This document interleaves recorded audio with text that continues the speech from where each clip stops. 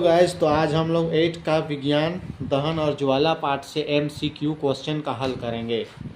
पहला प्रश्न है, निम्न में कौन दहनशील पदार्थ है?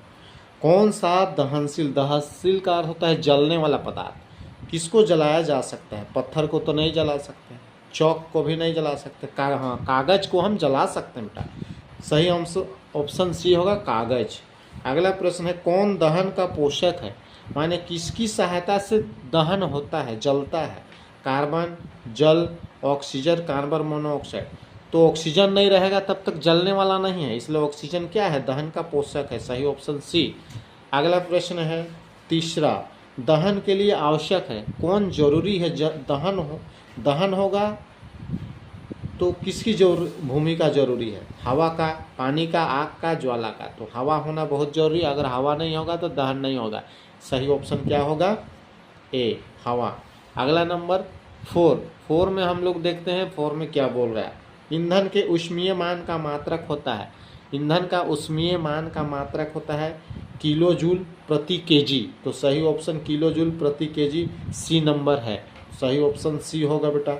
अगला नंबर 5 जो है, किसमें गर्म करने पर कोयला जलता है? किसको गर्म करेंगे तो कोयला जलेगा? वायु में, जल में, गैस में, ताप में। तो हवा होना चाहिए। हवा में गर्म करेंगे तो कोयला जलेगा। सही ऑप्शन क्या होगा? ए। अगला नंबर है 6 में क्या बोल रहा है? 6 का प्रश्न जो है इसका हल करते हैं। आग उत्पन्न करने के लिए आवश्यक है। आग उत्पन्न करने के लिए क्या जरूरी है? तो ईंधन, वायु, ऊष्मा और सभी। तो ईंधन भी जरूरी है, हवा भी जरूरी है, ऊष्मा भी जरूरी है, इसलिए आंसर क्या होगा? सही, सभी। अगला प्रश्न है 7, मोमबत्ती की ज्वाला का कौन सा भाग सबसे ज़्यादा गर्म होता है? मोमबत्ती का ज्वाला में 3 क्षेत्र होते हैं। वो तीनों क्षेत्र में सबसे हीट किस पर होता है? बाह्य क्षेत्र, मध्य क्षेत्र, आंतरिक क्षेत्र या तलमंडल।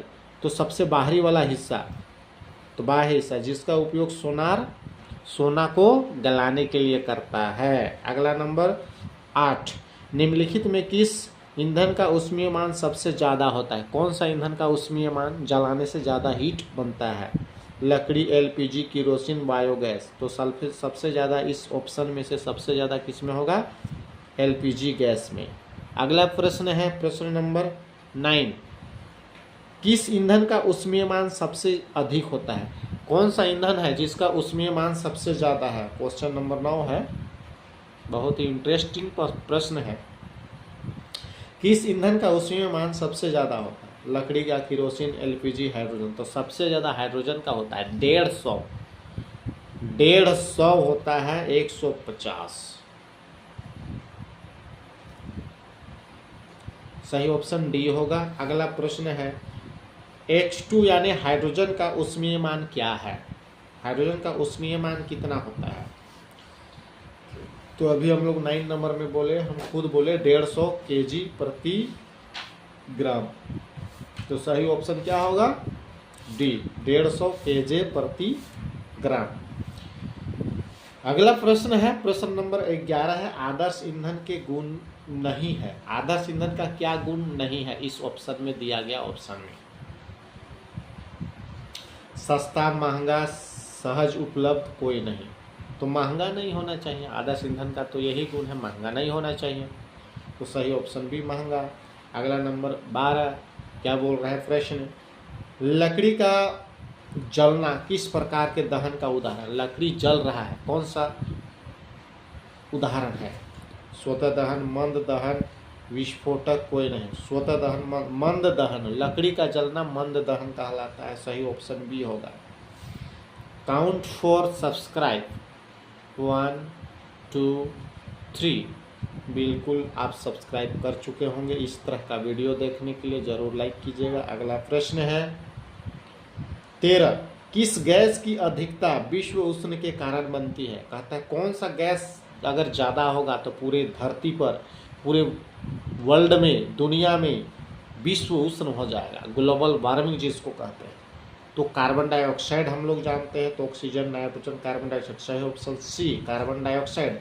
अगला प्रश्न जो है प्रश्न नंबर 14, कौन स्वतः दहन का उदाहरण है? खुद से जलता है। श्वेत फास्फोरस का दहन, लकड़ी का जलना, पटाखा का दहन, कोई नहीं। स्वतः दहन का उदाहरण। तो स्वतः दहन का उदाहरण हम लोग देखेंगे, कौन स्वतः जलता है। तो यहाँ पर होगा हम लोग का श्वेत फास्फोरस का दहन स्वतः दहन कहलाएगा। सही ऑप्शन ए नंबर। अगला प्रश्न है प्रश्न नंबर 15। ज्वाला के कितने क्षेत्र होते हैं बेटा? ऊपर हम लोग देख चुके हैं 3 क्षेत्र, एक बाह्य क्षेत्र, मध्य क्षेत्र और आंतरिक क्षेत्र। तो 3 क्षेत्र होते हैं। तो यहाँ पर ऑप्शन नंबर बी होगा। सही आंसर क्या होगा हम लोग का? ज्वाला के कितने क्षेत्र होते हैं? 3 क्षेत्र होते हैं। ऑप्शन पहला नंबर 2, दूसरा 3, तीसरा 4, चौथा 5। तो ऑप्शन नंबर 3 सही होगा। आपको बिल्कुल समझ में आ गया होगा। धन्यवाद।